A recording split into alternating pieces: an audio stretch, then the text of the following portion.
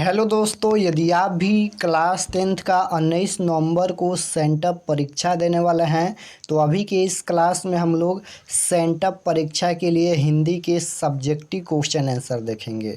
तो आप लोग इस क्लास में अंत तक बने रहिएगा। इसका ऑब्जेक्टिव क्वेश्चन हम पिछले क्लास में बता दिया है। इस क्लास में हम लोग इसका सब्जेक्टिव क्वेश्चन देखेंगे सेंटअप परीक्षा के लिए क्लास 10th के लिए, क्योंकि 19 नवंबर से आप लोग का एग्ज़ाम स्टार्ट होगा और 19 नवंबर को आप लोग का हिंदी और संस्कृत का एग्ज़ाम होने वाला है। तो इस क्लास में हम लोग हिंदी के सब्जेक्टिव क्वेश्चन आंसर देखेंगे सेंटअप परीक्षा के लिए। यहाँ पर देख सकते हो सेकेंडरी सेंटअप एग्जामिनेशन 2024, ये सेंटअप परीक्षा के लिए हिंदी के क्वेश्चन पेपर हैं। हिंदी का विषय कोड 101 रहेगा और आप लोग का एग्ज़ाम पूरे 100 नंबर का होगा, क्योंकि ये सेंटअप परीक्षा है। तो सेंटअप परीक्षा फुल मार्क्स का होता है और यहाँ पर समय मिलेगा 3 घंटा 15 मिनट का। तो ये परीक्षार्थियों के लिए निर्देश हैं, आप लोग इसे पढ़ लीजिएगा। और ये सेंटअप परीक्षा है तो सेंटअप परीक्षा में पूरा चैप्टर से क्वेश्चन पूछा जाता है, यानी पूरा सिलेबस से क्वेश्चन पूछा जाता है और इसी के आधार पर फाइनल बोर्ड परीक्षा लिया जाएगा आपका। तो यहाँ पर खंड अ के बाद खंड ब मिलेगा, जिसमें विषयनिष्ठ प्रश्न पूछा जाएगा। क्वेश्चन नंबर 1 में पूछा गया है कि निम्नलिखित गद्यांशों में से किसी एक गद्यांश को पढ़कर नीचे दिए गए प्रश्नों के उत्तर दे और प्रत्येक प्रश्न 2 अंक का होगा। किसी एक गद्यांश को पढ़कर आंसर देना है यहाँ पर, यानी 2 क्वेश्चन पूछा गया है जिनमें से एक का ही आंसर देना है और 10 अंक यहाँ से मिलने वाला है। तो जैसे ये क नंबर क्वेश्चन है, इसी में से पढ़कर नीचे दिए गए क्वेश्चन का आंसर देना है। और ये सेम पैटर्न फाइनल बोर्ड परीक्षा में भी यही रहेगा, यानी गद्यांश यहाँ पर भी सेंटअप परीक्षा में पूछा जाता है और फाइनल बोर्ड परीक्षा में भी गद्यांश पूछा जाएगा सेम इसी पैटर्न पर। तो यहाँ पर ये सभी क्वेश्चन है, इसका आंसर देना है। ये देख सकते हो ये क्वेश्चन पूछा गया है और इसका आंसर कहाँ से देना है, तो इसी में से पढ़कर इसका आंसर देना है। उसके बाद यहाँ पर ख नंबर देख सकते हो, ख नंबर पूछा गया है, यहाँ पर इतना लिखा गया है और इसी में से पढ़कर इसका आंसर देना है। यहाँ पर इसका आंसर देना है, ये क्वेश्चन है और इसका आंसर कहाँ से देना है, इसी में से पढ़कर। उसके बाद यहाँ पर क्वेश्चन नंबर 2 है। क्वेश्चन नंबर 2 भी पूछा गया है कि निम्नलिखित गद्यांशों में से किसी एक गद्यांश को पढ़कर नीचे दिए गए प्रश्नों के उत्तर दें यहाँ पर, और यहाँ से भी 10 अंक मिलने वाला है। तो यहाँ पर क नंबर ये क्वेश्चन देख सकते हो इतना लिखा गया है और ये क्वेश्चन पूछा गया है, ये क्वेश्चन पूछा गया है और इसका आंसर इसी में से पढ़कर आंसर देना है। तो 1 और 2 दोनों क्वेश्चन में गद्यांश ही बनाना है। उसके बाद यहाँ पर ये ख भी दिया गया है। उसके बाद ये इसका क्वेश्चन भी पूछा गया है यहाँ पर। उसके बाद यहाँ पर क्वेश्चन नंबर 3 पूछा गया है कि निम्नलिखित में से किसी एक विषय पर दिए गए संकेत बिंदुओं के आधार पर लगभग 250 से 300 शब्दों में निबंध लिखे। यहाँ पर किसी एक विषय पर ही निबंध लिखना है। क्वेश्चन नंबर 1 और क्वेश्चन नंबर 2 में गद्यांश पूछा गया है। उसके बाद क्वेश्चन नंबर 3 में यहाँ पर निबंध पूछा गया है निबंध लिखने के लिए, और निबंध भी फाइनल बोर्ड परीक्षा में पूछा जाएगा। तो इसी पैटर्न पर आपके फाइनल बोर्ड परीक्षा में क्वेश्चन भी रहेगा। तो यहाँ पर देख सकते हो क नंबर क्वेश्चन पूछा गया है राष्ट्रीय खेल हॉकी पर निबंध लिखने के लिए, या फिर यहाँ पर क के बाद यहाँ पर ख नंबर यहाँ पर है, देख सकते हो मेरा परिवार, इस पर निबंध लिखना है, या फिर महंगाई पर निबंध लिखना है। यहाँ पर किसी एक विषय पर ही निबंध लिखना है। उसके बाद यहाँ पर घ नंबर है कोरोना एक महामारी, उसके बाद होली पर निबंध लिखना है। किसी एक पर ही निबंध लिखना है, इतना क्वेश्चन दिया गया है। उसके बाद क्वेश्चन नंबर 3 के बाद क्वेश्चन नंबर 4 पूछा गया है कि जन्मदिन के उपलक्ष्य में अपनी छोटी बहन को एक बधाई पत्र लिखे। अथवा में दिया गया है इंटरनेट की उपयोगिता के बारे में 2 छात्रों के बीच संवाद लिखे। यहाँ पर 2 क्वेश्चन पूछा गया है जिनमें से एक का ही आंसर देना है, या आप यहाँ पर आवेदन पत्र लिखिए या फिर संवाद लिखिए, दोनों में से एक का ही आंसर देना है। उसके बाद यहाँ पर क्वेश्चन नंबर 4 के बाद क्वेश्चन नंबर 5 देखिए। क्वेश्चन नंबर 5 पूछा गया है कि निम्नलिखित में से किन्हीं 5 प्रश्नों के उत्तर प्रत्येक लगभग 20 से 30 शब्दों में दे। यहाँ पर किसी 5 प्रश्नों के उत्तर देना है क्वेश्चन नंबर 5 में, और हिंदी के बुक का क्वेश्चन पूछा गया है 10 क्वेश्चन, जिनमें से 5 का ही आंसर देना है। और ये भी फाइनल बोर्ड परीक्षा में 10 क्वेश्चन पूछा जाएगा, जिनमें से 5 का आंसर देना है। तो देख सकते हो क्वेश्चन नंबर 5 का क नंबर पूछा गया है कि देवनागरी लिपि में कौन सी भाषाएं लिखी जाती हैं। ख नंबर है बहादुर के चले जाने पर सबको पछतावा क्यों होता है। उसके बाद ग नंबर है राजनीतिक मूल्यों से साहित्य के मूल्य अधिक अस्थायी कैसे होते हैं, परंपरा का मूल्यांकन शीर्षक पाठ के अनुसार उत्तर दे। उसके बाद घ नंबर है अपने विवाह के बारे में बिरजू महाराज क्या बताते हैं। उसके बाद है कि कवि गुरु नानक किसके बिना जगत में यह जन्म व्यर्थ मानते हैं। उसके बाद है कवि रसखान कृष्ण को चोर क्यों कहा। उसके बाद यहाँ पर छ है, ज है, झ है, इस तरह से इतना क्वेश्चन पूछा गया। 10 तक क्वेश्चन पूछा गया है, 10 क्वेश्चन, जिनमें से 5 का ही आंसर देना है। उसके बाद क्वेश्चन नंबर 6 पूछा गया है कि निम्नलिखित में से किसी एक की व्याख्या करें, सीमा लगभग 100 शब्द। यहाँ पर किसी एक विषय पर ही व्याख्या करना है। देख सकते हो क नंबर पूछा गया है और ख नंबर, और यहाँ से आप लोग को मिलने वाला है पूरे 5 नंबर। देख सकते हो 5 नंबर मिलने वाला है। तो इतना ही क्वेश्चन पूछा जाएगा ये सेंटअप परीक्षा में भी, और इतना ही क्वेश्चन पूछा जाएगा फाइनल बोर्ड परीक्षा में भी। यही पैटर्न पर फाइनल बोर्ड परीक्षा में भी क्वेश्चन रहेगा। तो ये सभी क्वेश्चन है। चलिए हम इसका आंसर बताते हैं। तो यहाँ पर खंड ब का आंसर लिखा गया है, देख सकते हो। तो क्वेश्चन नंबर 1 का क नंबर का आंसर यहाँ पर लिखा गया है, देख सकते हो। क्वेश्चन नंबर 1 का जो क्वेश्चन नंबर 1 में पूछा गया है गद्यांश बनाने के लिए, तो क्वेश्चन नंबर 1 का क नंबर का 1 नंबर का आंसर लिखना है यहाँ पर। उसके बाद 2 नंबर है, 3 नंबर है, इस तरह से जो गद्यांश पूछा गया था उसका आंसर है। उसके बाद ख नंबर का भी आंसर यहाँ पर लिखा गया है, देख सकते हो। उसके बाद क्वेश्चन नंबर 2 देखिए, क्वेश्चन नंबर 2 में भी गद्यांश पूछा गया था, तो क्वेश्चन नंबर 2 का भी आंसर लिखा गया है। क नंबर का आंसर है। क और ख दोनों में से एक प्रश्न का ही आंसर देना है, देख सकते हो। तो क का 1 नंबर है, 2 नंबर, 3 नंबर, 5 तक यहाँ पर है, और 5 प्रश्न का ही आंसर देना है। तो इतना गद्यांश है, और गद्यांश अपने आप से भी बना सकते हो, क्योंकि जो क्वेश्चन ऊपर दिया गया था उसी में से पढ़कर उसका आंसर देना है। उसके बाद क्वेश्चन नंबर ये 3 है, देख सकते हो। क्वेश्चन नंबर 3 में निबंध पूछा गया था, तो क्वेश्चन नंबर 3 का क नंबर राष्ट्रीय खेल हॉकी पर यहाँ पर निबंध लिखा गया है, देख सकते हो। तो भूमिका में लिखना है कि हॉकी एक लोकप्रिय खेल है। यह खेल विद्यार्थियों के द्वारा बहुत ही पसंद किया जाता है। यह हमारे देश का राष्ट्रीय खेल है। इस खेल के अस्तित्व को प्राचीन ओलंपिक खेलों से पहले 1200 साल पुराना खेल माना जाता है। तो इस तरह से निबंध लिखना है, यहाँ तक देख सकते हो। उसके बाद ग नंबर है, ग नंबर में महंगाई पर यहाँ पर निबंध लिखना है, तो इस तरह से लिखा गया है, देख सकते हो यहाँ तक।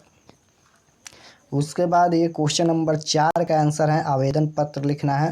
तो क्वेश्चन नंबर 4 का आंसर इस तरह से है, यहाँ पर आवेदन पत्र लिखिएगा। दिनांक में आप लोग जिस दिन आप लोग एग्ज़ाम दीजिएगा उस तिथि को डाल दीजिएगा, यहाँ पर ही कुछ इस प्रकार से। तो इसका subjective question answer PDF download करने के लिए गूगल या क्रोम में चले आना है और सर्च करना है आरके एक्सपर्ट क्लासेस, यानी इसी चैनल का नाम सर्च करना है आरके एक्सपर्ट क्लासेस। तो जैसे ही इसको सर्च कीजिएगा तो आपके सामने यहाँ पर आरके एक्सपर्ट क्लासेस का ऑफिशियल वेबसाइट आएगा। तो इस पर आपको क्लिक करना है आरके एक्सपर्ट क्लासेस पर। तो जैसे ही आप लोग इस पर क्लिक कीजिएगा और क्लिक करके एक बार इसको इस तरह से रिफ्रेश कर दीजिएगा। तो रिफ्रेश करके और नीचे आइएगा, यहाँ पर नीचे आइएगा तो देख सकते हो ये क्लास 10th के लिए सभी सब्जेक्ट का क्वेश्चन पेपर अपडेट किया गया है। तो जैसे यहाँ पर हिंदी का डाउनलोड करना है subjective question answer sent up exam के लिए, तो इस पर क्लिक कीजिएगा। संस्कृत का भी सब्जेक्टिव क्वेश्चन है, इस पर भी क्लिक करके आप डाउनलोड कर सकते हैं। तो जैसे हिंदी का सब्जेक्टिव क्वेश्चन आंसर इसका पीडीएफ डाउनलोड करना है, तो यहाँ पर क्लिक करेंगे Hindi subjective question answer sent up exam 2024 से 25। तो चलिए हम इस पर क्लिक करते हैं और क्लिक करके नीचे आइएगा तो आप लोग ये सभी पढ़ सकते हो। इसका रूटीन भी यहाँ पर अपडेट किया गया है और ये सभी सेंटअप एग्जाम के लिए यहाँ पर लिखा गया है, आप लोग इसे पढ़ लीजिएगा। और फिर यहाँ पर नीचे आइएगा, नीचे आने के बाद यहाँ पर ये ऑब्जेक्टिव क्वेश्चन अगर आप देखना चाहते हो तो इस पर क्लिक करके ऑब्जेक्टिव क्वेश्चन देख सकते हो। उसके बाद यहाँ पर व्हाट्सएप ग्रुप का भी लिंक दिया गया है, इस पर क्लिक करके आप व्हाट्सएप ग्रुप ज्वाइन कर सकते हो। उसके बाद यहाँ पर नीचे आइएगा तो देख सकते हो ये सभी सब्जेक्टिव क्वेश्चन आंसर यहाँ पर लिखा गया है। तो देख सकते हो ये सभी सब्जेक्टिव क्वेश्चन हैं और इसको पीडीएफ में डाउनलोड करने के लिए नीचे आइएगा, यहाँ पर ये सभी सब्जेक्टिव क्वेश्चन है और इसको पीडीएफ में डाउनलोड करने के लिए नीचे आइएगा और फिर नीचे आने के बाद यहाँ पर देख सकते हो सब्जेक्टिव पीडीएफ डाउनलोड, देख सकते हो यहाँ पर लिखा गया है सब्जेक्टिव पीडीएफ डाउनलोड और आप लोग इस पर क्लिक कीजिएगा। यहाँ पर क्लिक हेयर पर आपको क्लिक करना है इसको पीडीएफ में डाउनलोड करने के लिए। तो जैसे ही इस पर क्लिक कीजिएगा पीडीएफ डाउनलोड करने के लिए तो आप लोग को यहाँ पर डाउनलोड हो जाएगा और डाउनलोड होने के बाद आप लोग इसे ओपन करके पीडीएफ में देख सकते हो। तो इस तरह से डाउनलोड कर लीजिएगा। अपडेट कर दिया गया है, यहाँ पर जैसे ही आप लोग क्लिक कीजिएगा डाउनलोड हो जाएगा, अपडेट हम कर दिए हैं। तो इस तरह से आप लोग सभी सब्जेक्ट का क्वेश्चन पेपर डाउनलोड कर सकते हो। यहाँ से देख सकते हो ये डाउनलोड होकर और यहाँ पर आ गया और इसको ओपन करके कुछ इस प्रकार से इसका पीडीएफ देख सकते हो। यही सब क्वेश्चन का पीडीएफ है। तो चलिए हम लोग क्वेश्चन पर चलते हैं। उसके बाद यहाँ पर क्वेश्चन नंबर 5 का आंसर लिखा गया है, देख सकते हो। क्वेश्चन नंबर 5 का ख नंबर का आंसर है, देख सकते हो। क्वेश्चन नंबर 5 का ख नंबर का आंसर लिखना है कि बहादुर सीधा साधा लड़का था, उससे सबको आराम मिलता था और सबके यहाँ की तुष्टि होती थी। लोग उसे नाहक मार और गाली भी देते थे तथा चोरी का इल्ज़ाम लगाकर अपमानित भी किया। उसके चले जाने पर सबको अपनी भूल का एहसास हुआ, इसलिए पछतावा हुआ। तो क्वेश्चन नंबर 5 का ख नंबर का आंसर यहाँ तक लिखना है। उसके बाद ये ग नंबर का आंसर है, देख सकते हो यहाँ पर राजनीतिक मूल्यों राजों और परिस्थितियों के अनुसार बदलते रहते हैं, क्योंकि राजनीति में घात प्रतिघात चलते रहते हैं। घात प्रतिघात सामाजिक मूल्यों के भी होते हैं, किंतु इन दोनों मूल्यों की गूंज में अंतर होता है। राजनीतिक मूल्य संपूर्ण समाज को एक रूप में प्रभावित नहीं करता है, जबकि साहित्यिक मूल्य व्यापक रूप से अपना प्रभाव डालता है। तो क्वेश्चन नंबर 5 का ग नंबर का आंसर लिखना है यहाँ तक। क्वेश्चन नंबर 5 का ग नंबर का आंसर यहाँ तक लिखना है। उसके बाद घ नंबर का आंसर है, देख सकते हो यहाँ पर, यहाँ तक लिखना है। उसके बाद ये अंग नंबर का आंसर है, यहाँ तक लिखना है कि इस पद के माध्यम से गुरु नानक कहते हैं कि राम नाम के जाप के बिना जगत में जन्म व्यर्थ है। कवि ने बाहरी वेशभूषा पूजा पाठ और कर्म कांड के स्थान पर सरल हृदय से राम नाम की कीर्तन पर बल दिया है। उसके बाद 4 नंबर का आंसर है, देख सकते हो। उसके बाद 6 नंबर का आंसर है, ज नंबर का आंसर है। ज नंबर का आंसर लिखना है कि कवि अपने कपोलों की गर्म स्याया पर विश्राम कर रही ईश्वर की कृपा दृष्टि को सुख प्रदान करता था।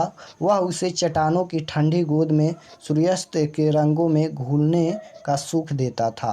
तो यहाँ पर लिखना है ज नंबर का आंसर। उसके बाद ये झ नंबर का आंसर है और 5 प्रश्न का ही आंसर देना है, देख सकते हो। उसके बाद क्वेश्चन नंबर 6, क्वेश्चन नंबर 6 में व्याख्या करना है।